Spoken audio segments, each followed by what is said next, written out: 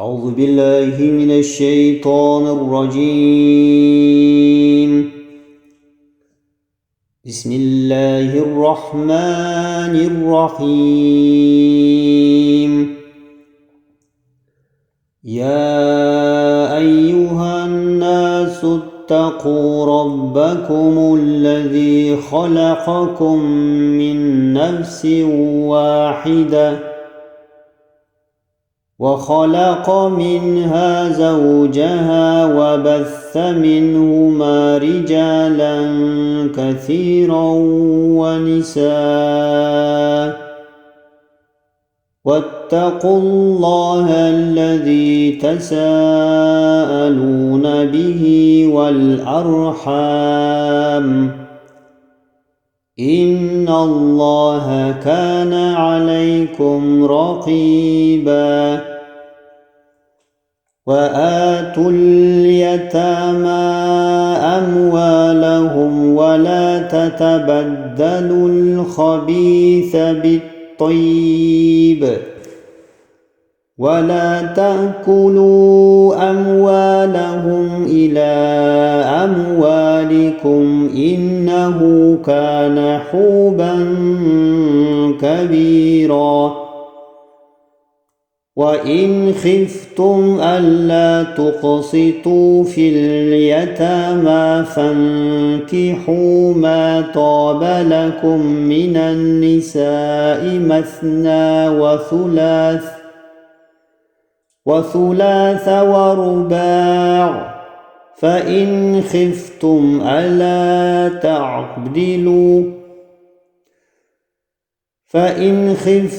ألا تعدلوا فواحدة أو ما ملكت أيمانكم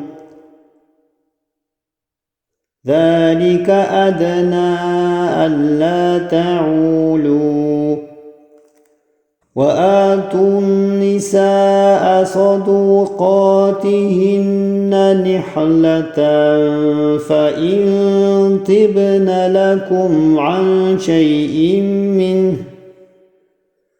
شيء منه نفسا فكلوه هنيئا مريئا. ولا تؤتوا السفهاء أموالكم التي جعل الله لكم قياما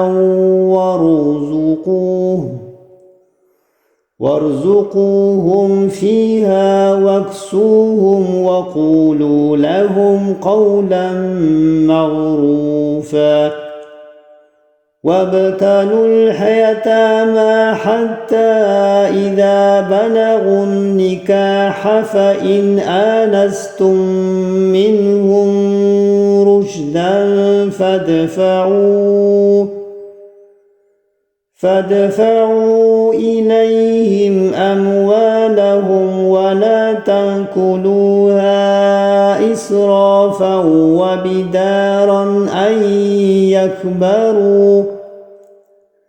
ومن كان غنيا فليستعفف فمن كان فقيرا فليأكل بالمعروف. فإذا دفعتم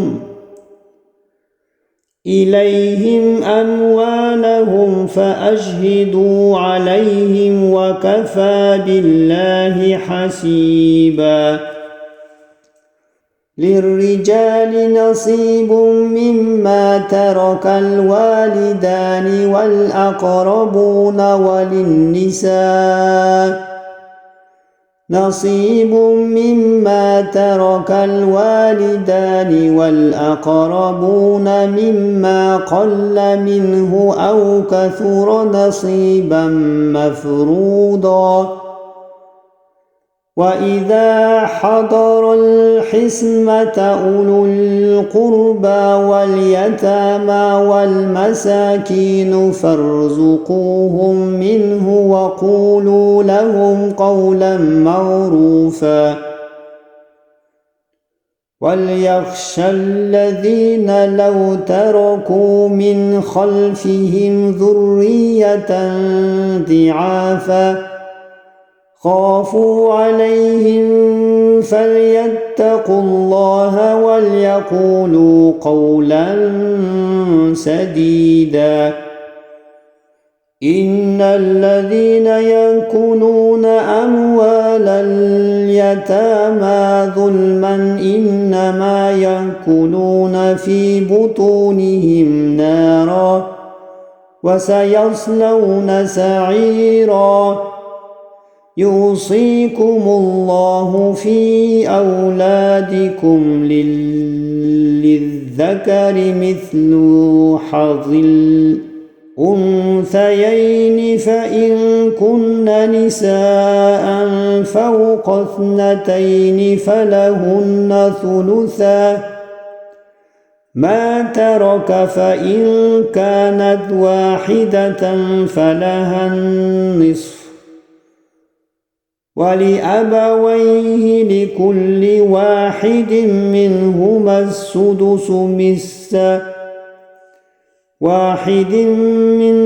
السدس مما ترك إن كان له ولد فإن لم يكن له ولد ورثه أبواه فلأمه الثلث فإن كان له إخوة فلأمه السدس من بعد وصية يوصي بها أو دين.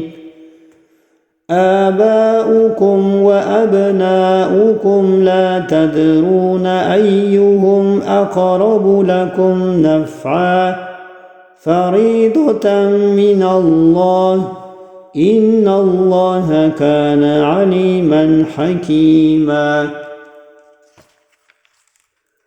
ولكم نصف ما ترك أزواجكم إن لم يكن لهن ولد فإن كان لهن ولد فلكم الربع مما تركن من بعد وصية يوصين بها أو دين ولهن الربع مما تركتم إن لم يكن لكم ولد فإن كان لكم ولد فلهن الثمن مما تركتم من بعد وصية توصون بها أو دين. وإن كان رجل يورث كلامة أو امرأة وله أخ أو أخت فلكل واحد منهما السدس فإن كانوا أكثر من ذلك فهم شركاء في الثلث من بعد وصية يوصى بها أو دين غير مضار وصية من الله والله عليم حليم. تلك حدود الله ومن يطع الله ورسوله يدخله جنات تجري من تحتها الأنهار خالدين فيها وذلك الفوز العظيم. ومن يعص الله ورسوله ويتعد حدوده يدخله نارا خالدا فيها وله عذاب مهين. واللاتي يأتين الفاحشة من نسائكم فاستشهدوا عليهن 4 منهم، فإن شهدوا فأمسكوهن في البيوت حتى يتوفاهن الموت أو يجعل الله لهن سبيلا. واللذان يأتيانها منكم فآذوهما، فإن تابا وأصلحا فأعرضوا عنهما، إن الله كان توابا رحيما. إنما التوبة على الله الذين يعملون السوء بجهالة ثم يتوبون من قريب فأولئك يتوب الله عليهم، وكان الله عليما حكيما.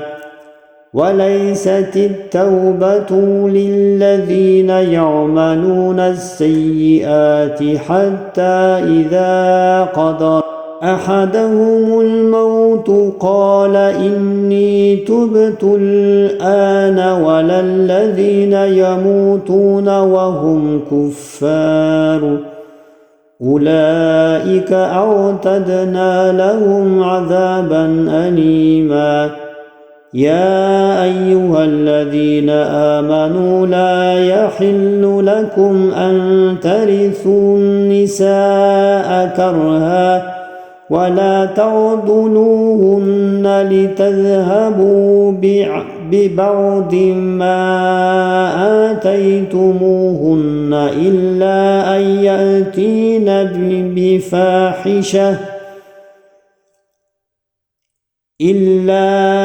يأتين بفاحشة مبينة، وعاشروهن بالمعروف، فإن كرهتموهن فعسى أن تكرهوا شيئا ويجعل الله فيه خيرا كثيرا. وإن أردتم استبدال زوج مكان زوج وآتيتم إحداهن قنطارا فلا تأخذوا منه شيئا، أتأخذونه بهتانا وإثما مبينا، وكيف تأخذونه وقد أفضى بعضكم إلى بعض وأخذن منكم ميثاقا غليظا. ولا تنكحوا ما نكح آباؤكم من النساء إلا ما قد سلف، إنه كان فاحشة ومقتا وساء سبيلا. حرمت عليكم أمهاتكم وبناتكم وأخواتكم وعماتكم وخالاتكم وبنات الأخ وبنات الأخت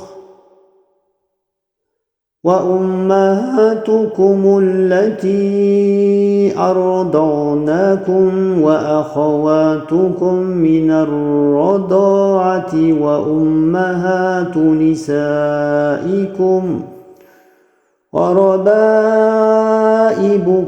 التي في حجوركم من نسائكم التي دخلتم بهن، فإن لم تكونوا دخلتم بهن